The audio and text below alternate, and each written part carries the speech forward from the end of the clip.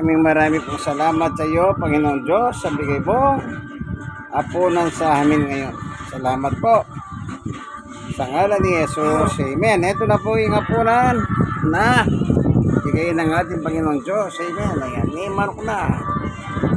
Brown rice. Nakamix sa white rice. Tapos ito pa, suka na may sibuyas at tubig na inumin. Si ulam mo, oy. Manok. Yan, Manelo. Manel.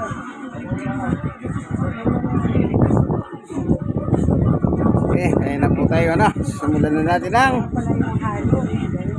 pagkain na po ng bigay ng ating Panginoon Diyos. Kaya dapat lang pasalamatan natin ang Diyos sa bigay ng apunan. Ayon sa Mateo 6:9, Ama namin nasa langit ka. In verse 11, bigyan mo kami ng aming kakanin araw-araw. Kaya araw-araw ang Diyos ang nagbibigay. Amen. God is good all the time. Okay, kaya na po tayo. Okay. Meron pa kaming brown rice, red rice. 10 minutes mo na lang sa kanin po.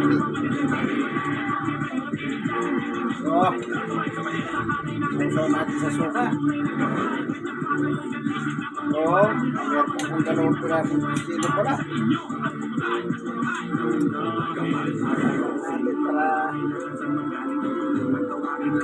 Tapos meron pa ako.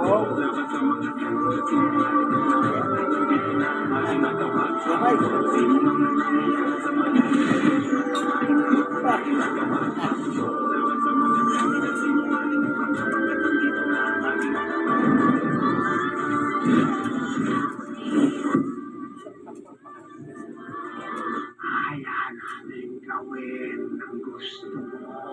Meron akong pagdagawa ulit sa unang assassination attempt sa'yo. Isang suspect na nahuli namin at ikinanta niya kung sino ang mastermind na nagbayad para ipapatay ka. Si Olivia, yung kapatid mo. Alam ko na kung sinong pupuntriyahin. Pwede ka naman dun sa kwarto ng mga muchacha. Kwarto ni Manito sito. Alam mo kung nakapahigap mo si Papa, ako hindi mo ako managawa. Hindi na ako magkapit ang tulong na namin ng mga mutilera. Tawag mo si Bagay ba? Ngayon, nakakulong si Dimang Giba. Layain mo yan, kailangan ko siya. Ilalabas ko kayo dito tayo. Kung dapat mo gawin ngayon, kaya may pakita ng pinagkamatin mo. Dalhin mo sa akin ang ulit kung kung pinupumatay ang kapatid ka. Pinupumatay ka namin! Tumigil dito! Pinigilan ko siya pero wala ko nagawa. Pinatay pa rin yung kapatid ko. Kailangan namin ang tulong mo. Pinahanap na kami. At ako tumistigo. Ang makakapagpatunay kasi bigyan ito ang pumatay sa kapatid mo.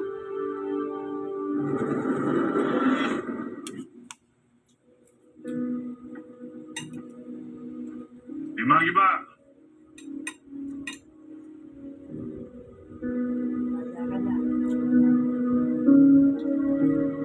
Malabasin mo na.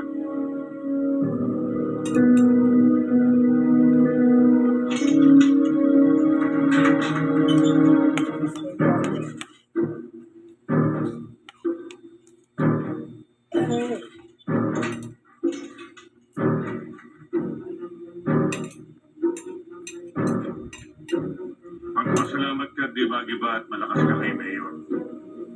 Inayos niya lahat ng kaso mo. Bakit ang ginawa yun? Magpunta ka na lang sa meeting di Avance ng mga Guerrero mamaya. At doon kayo mag-usap. At Giba, marami ng pabor ang binigay ni Mayor sa iyo. Huwag mo sana siyang pikuin.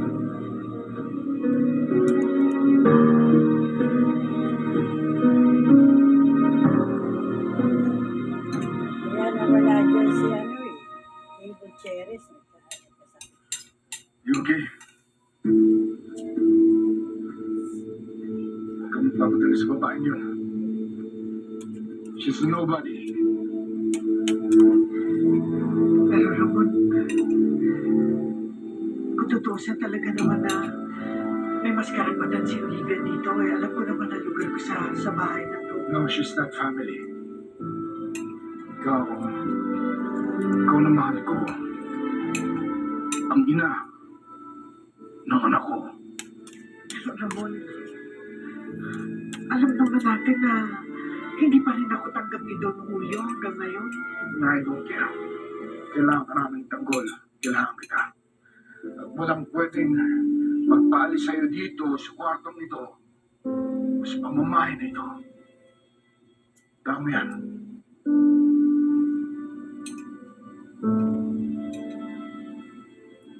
Yo, yan ang tanggol. No. No. Apo. Nagulo kami ng mga polis. Buti nila nakatakas kami. Toto. Kamusta? Nalilibig na ba si David? Opo, Nay. Nabawi po namin ang bangkay ni David. Nailibing na po namin si David sa usin na yun ni San Agustin. Maraming salamat, anak. Ngayon, sigurado ako payapan na si David.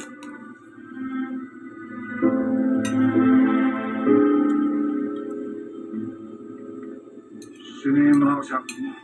Apa? Mga kaibigan ko si Fatima. Kinakailangan yung tulong natin dahil hinahabol po sila nila Miguelito. Sila rin po ba kayo? Yung bumidap sa akin dati. Ano? Bakit po dinala yung mga yan dito? Wait.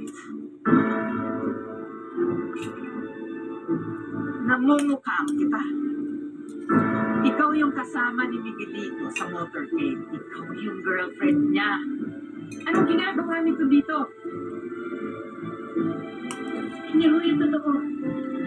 May kayo relasyon namin ni Miguelito. Gawa-gawa lang po yun ni Mang Jackie para pabaguhin yung pangalan nila. Eh bakit kayo? Kayo nandito. Mag-girero ka? May sprayer yan eh. Mali yata kaya tanggol tayo humingi ng tulong, Fatima. Tanggol? Bakit kinagpasok ng mga taong may kaugnayan sa ating mga kalaban? Do, kailangan ko nilang tulong natin. Pinatayo ko ni Miguelito ang nanay at ang pamilya ni Fatima. And you believe that? Nakita mo rin siya sa motorcade. Tanggol naman. Siguradong pakulo ito ng Gestapo o si Jackie para isabotage ang kampanya natin. Sabutahin? Nakita ng sarili ko mga mata ko paano pinatay ang asawa ko. Nainin niyo doon kayo maniwala. Sinasay ko na lang tayo humingi ng tulong. Ika lang pa po. Kaya ko patunayan na hindi tayo kakampi ng mga gerero. Alam ko mga sikreto nila. Mayura, nandun ako nung pinuprotan niyo yung pamilya niyo at sinabi na hindi kayo isang gerero. So alam mong isa ako Montenegro. At alam mo rin ang totoong pagkatao ni Miguelito. Opo.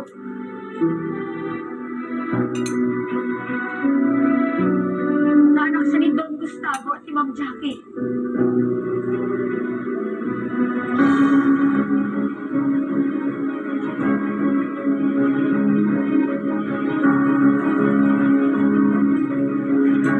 Ay, si Fatima rin po ang nakakita. Nung pinatay ni Miguelito si David.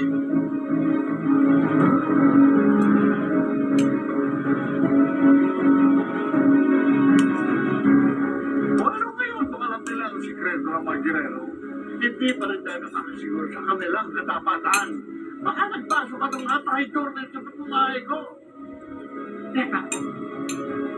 Teka, Papa. We can use that. Pwede natin silang gamitin laban sa mga gerero. Ikaw ang magiging susi ng pagbagsak ng kampanya ni Miguelito. Teka, sandali. Ginamit na kami ng mga gerero. Tapos ngayon, gagamitin na kami. Kayong mga Montenegro. What? You have no choice. Kung gusto niyong maligtas, sumanib kayo sa atin. Ikaw ang magpapabagsak sa kampanya niya. Anong gusto niyo? Mamamatay kayo sa kamay ng mga gerero? O protektahan namin kayo?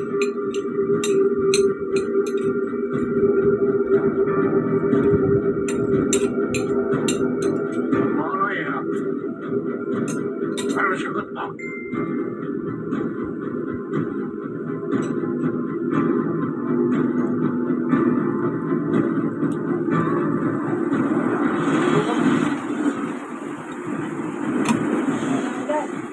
Like you, sir. Ayon sa Mateo 6:9 at 11, Diyos ang pinagmulan ng ating pagkain sa buong mundo, lahat ng tao.